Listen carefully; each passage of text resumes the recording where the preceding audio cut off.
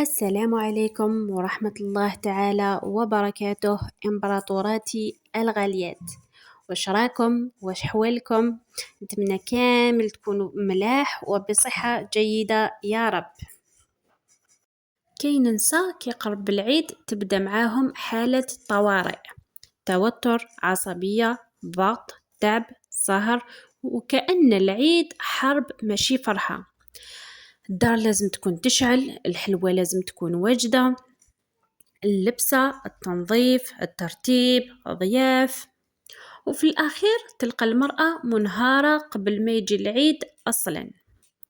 لهذا حبيت نهدر اليوم على حاجة مهمة بزاف، واللي هي كيفاش نوجدوا للعيد براحة بدون ما نضغطوا على رواحنا وبدون ما نربطوا قيمة المرأة بالتعب والإرهاق. أول حاجة لازم نفهموها هي أنه ماشي لازم ديري كلش وحدك، وماشي لازم دارك تكون بيرفكت باش العيد يكون ناجح. كاين نساء يمرضوا رواحهم باش الناس يقولوا لهم درها نقية ولا كلش واجد ما شاء الله عليك. بصح شكون يهتم بنفسيتها، براحتها وبصحتها؟ المرأة اللي كيوصل العيد وهي تكون مرهقة وعيانة وتبكي من الضغط راهي نسات روحها وسط التفاصيل. العيد أصلا فرحة ولمة وراحة نفسية، ماشي مسابقة شكون تعبت أكثر.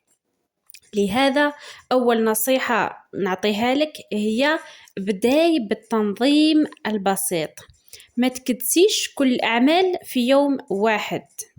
قسمي المهام، نهار للتنظيف الخفيف، نهار للترتيب، نهار للحلوى، نهار الأخير لروحك ترتاحي فيه وتتهلاي في روحك.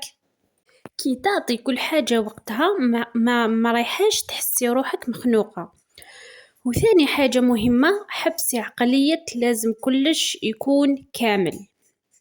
صدقيني الناس ما راهمش مركزين مع التفاصيل اللي انتي داير عليها حرب داخلية. مرات المرأة تتعب على حوايج صغيرة بزاف، مثلا المخدة ماشي في بلاصتها، على نوع الجاتو ولا ترتيب بسيط، وفي الأخير تضيع الهدوء تاعها كامل. تعلمي تديري واش تقدري عليه فقط، وما فوق طاقتك خليه. ثالث حاجة، ما تهمليش جسمك ونفسيتك. كاين نساء من كثرة التعب ما يرقدوش مليح ويأكلوا عشوائيا اللي جات، ويتقلقوا بزاف ويولوا عصبيين مع ولادهم وأزواجهم، ومن بعد يقولوا لك العيد تعبني. لا، المشكل ماشي في العيد، المشكل أننا نحاولوا نديروا كلش كامل وننساو روحنا. خذي وقتك ترتاحي فيه حتى ولو ساعة، شربي قهوتك بهدوء، استمعي قرآن، اخرجي تمشي شوية تنحي على خاطرك، ارتبي عقلك قبل دارك. لأن المرأة كي تكون مرتاحة نفسيا الدار كامل ترتاح معاها. وحاجة أخرى مهمة بزاف، ما تقارنيش روحك بنساء اللي تشوفيهم في الانترنت. كاين اللي يبين لك دار مثالية، تحضيرات خيالية وكلش منظم، وانتي تبداي تحسي بالتقصير. بصح الواقع مختلف، كل دار عندها ظروفها، كل امرأة عندها طاقتها، وماشي لازم نعيشوا تحت ضغط المقارنات. العيد ما يحتاج امرأة كاملة، يحتاج امرأة مرتاحة حنونة وحاضرة مع عائلتها. حتى الأولاد صدقيني ما راحش يتفكروا واش كان نوع الجاتو الحلوة، بصح يتفكروا الأم اللي كانت تضحك مرتاحة وهادئة. وأهم حاجة تعلمي تطلبي المساعدة، ماشي ضعف إذا تعاونتي مع زوجك أو أولادك، بالعكس راح تصنعي لهم ذكريات ما تتنساش. المرأة الذكية ما تستهلكش روحها وحدها باش تثبت أنها قوية. القوة الحقيقية هي أنك تعرفي تحافظي على طاقتك، صحتك ونفسيتك. وفي الأخير حبيت نقولك ما تخليش التحضيرات تنسيك معنى العيد الحقيقي.